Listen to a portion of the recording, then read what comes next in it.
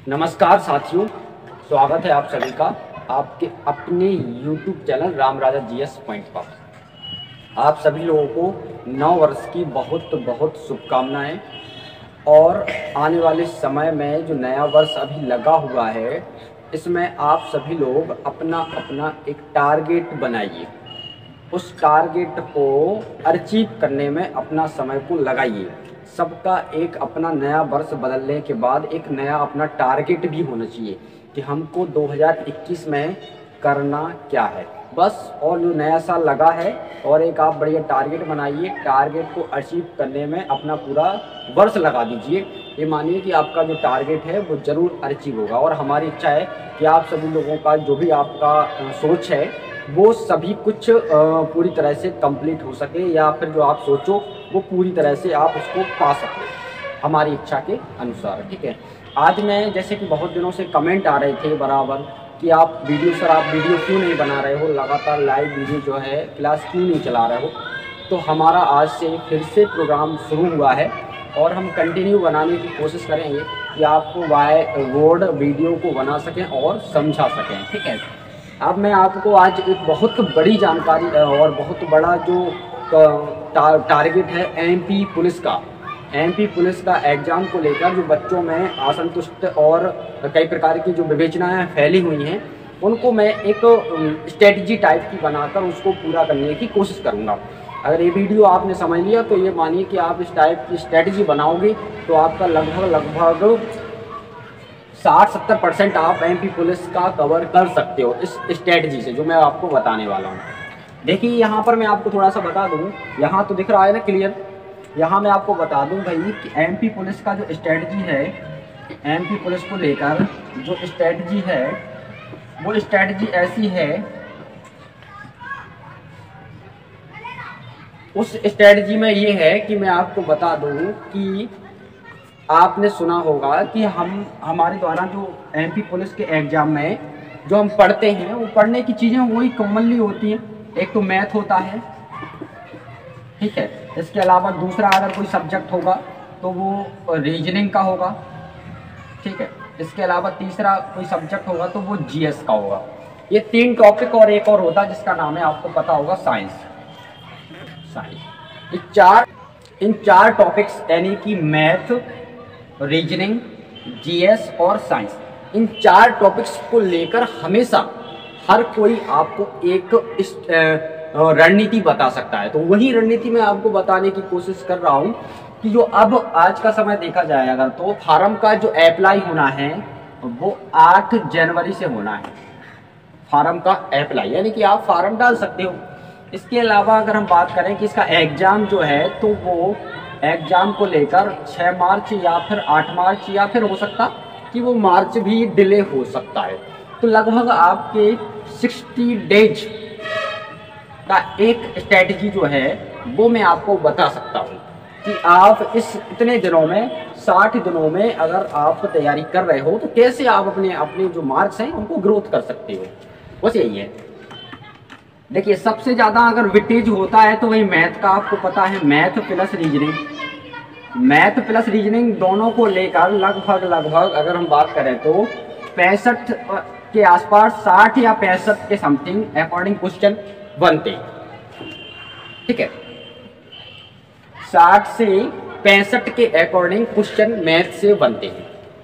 तो और दूसरा चीज रह जाता है GS plus science. GS plus science को अगर हम देखें, जीएस और साइंस को देखें अगर, तो बाकी जो बचा 65 का अगर यहाँ पर बनता है मैथ और रीजनिंग, तो अगर हम लगा सकते हैं कि 35 नंबर में ये दोनों चीज़ें कंप्लीट हो जाएंगी।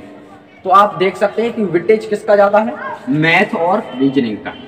लेकिन एक बात आप जान लीजिए कि मैथ और जो रीजनिंग होती है इसको लगभग 70% स्टूडेंट बनाने की कोशिश करते हैं और बना भी लेते हैं। समझना आप, सिलेक्शन अगर जीएस कंप्लीट है आपकी तो आपका सिलेक्शन पक्का है, क्योंकि हर एक एग्जाम में जो भी स्टूडेंट होता है वो मैथ और रीजनिंग की पकड़ को बना के चलता है। लेकिन वो तो आपको ही बनाना, ये नहीं कह रहे हम कि वो आपको नहीं बनाना।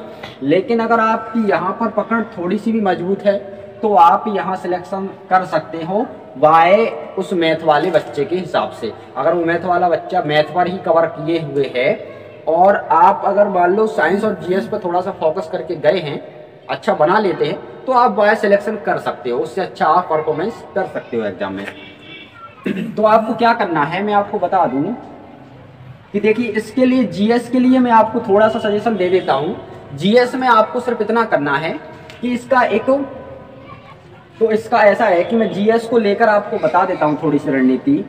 जीएस और साइंस को लेकर बस इतना कर लीजिए, बेसिक आप अगर करोगे भी, बेसिक अगर आप करोगे भी तो अब नहीं कर सकते, क्योंकि हमारे पास टाइम बहुत कम बचा है, बहुत कम बचा है टाइम, ठीक है।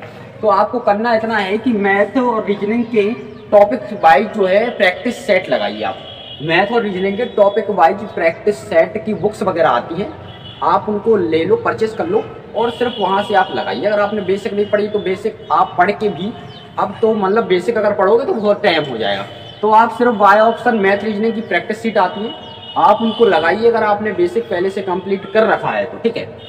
इसके अलावा जीएस में, जीएस एमपी जीके का अगर हम बात करें और इंडिया जीके, इंडिया जीके के लिए आप सिर्फ ल्यूसेंट को पढ़िए, ल्यूसेंट को आप पढ़िए, जो न्यू एडिशन आएगा ल्यूसेंट का, आप उसको ले सकते हो और उसको आप पढ़ सकते हो। सिर्फ ल्यूसेंट ही पढ़िए, बाकी डीपली पढ़ने की बिल्कुल आवश्यकता नहीं है, यानी कि 1% भी अदर मत भटकिए।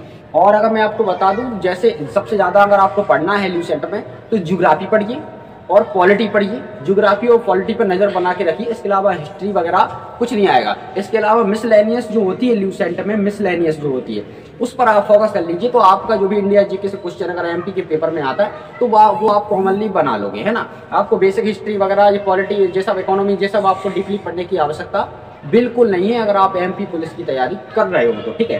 तो आप इंडिया जीके में ज्योग्राफी देख लीजिए इंडिया की, और इंडिया की थोड़ी सी पॉलिटी देख लीजिए। इसके अलावा करंट अफेयर्स के जो हाईलाइट फैक्ट होते हैं, जो भी घटनाएं वगैरह जो हाईलाइट हैं, जो टेबल्स वगैरह आती रहती है बहुत सारी, उनको लेकर, जैसे त्योहार हुए, कौन सी योजनाएं हुई जो इंडिया में लगातार हो रही हैं, है ना।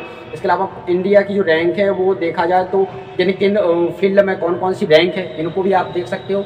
ऐसे बहुत सारे टॉपिक्स हैं जिनको आप देख सकते हो। अदर स्टेट की, अदर कंट्रीज की राजधानी कहाँ है, अपने स्टेट के गवर्नर, सीएम, इनको कवर कर सकते हो। ऐसे करके आप करंट अफेयर्स में कवर कर लीजिए, एमपी प्लस में इससे बाहर नहीं जाएगा।